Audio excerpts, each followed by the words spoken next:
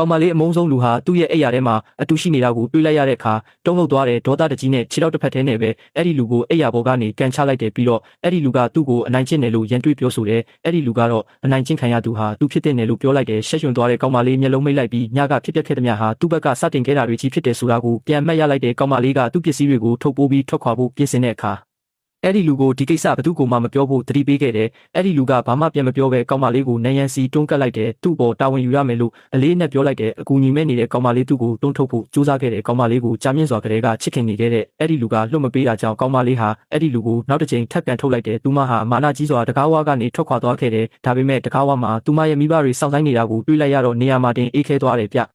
ဒီနောက်သူတို့ရဲ့မိဘတွေဟာသူတို့နှစ်ဦးရဲ့မင်္ဂလာပွဲကိုဆွေးနွေးဆက်ပြုလာပြီးနောက်လာအတွက်မင်္ဂလာပွဲရက်ကိုသတ်မှတ်လိုက်ကြတဲ့အဲ့ဒီလူကချက်ချင်းသဘောတူလိုက်ပေမဲ့ကောင်မလေးကတော့ချက်ချင်းညှင်းပယ်ခဲ့တဲ့ကောင်မလေးအဲ့ဒီလူကိုအံ့ဩတကြီးကြည့်လိုက်ပြီးဒေါသထွက်ကအခန်းထဲကနေတိုက်ရိုက်ထွက်သွားခဲ့တဲ့အဲ့ဒီလူကတော့စိတ်ပြတ်မသွားပဲကောင်မလေးရဲ့မိဘတွေကိုကောင်မလေးကိုသဘောတူအောင်သူလုပ်ပေးမယ်လို့ပြောခဲ့တဲ့ကောင်မလေးရဲ့မိဘတွေကလည်းဝမ်းသာအားရနဲ့အဲ့ဒီလူကိုသဘောတူခဲ့ကြတဲ့နောက်ပိုင်းမှာအဲ့ဒီလူကကောင်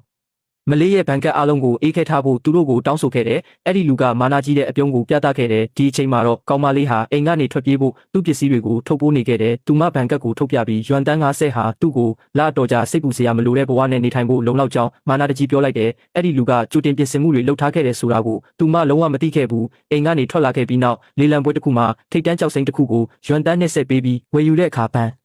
ကတ်ကိုလေလံဆွဲသူစီပေးအပ်လိုက်တယ်လေလံဆွဲသူကဘန်ကတ်အေးခဲထားကြောင်းကောင်မလေးကိုပြောလိုက်တယ်ကောင်မလေးကိုအမြဲတမ်းမနာလိုဖြစ်နေတဲ့ပရိယေများတဲ့မိမကအခွင့်အရေးယူပြီးသူမကိုလှောင်ပြောင်ခဲ့တယ်သူမပြန်မဖြေပဲအဲ့ဒီလူစီလျှောက်သွားခဲ့တယ်အဲ့ဒီလူကသူမကိုကူညီပါမလားဆိုတာသိချင်ရင်ကျွန်တော်ကို subscribe လုပ်ပေးပါ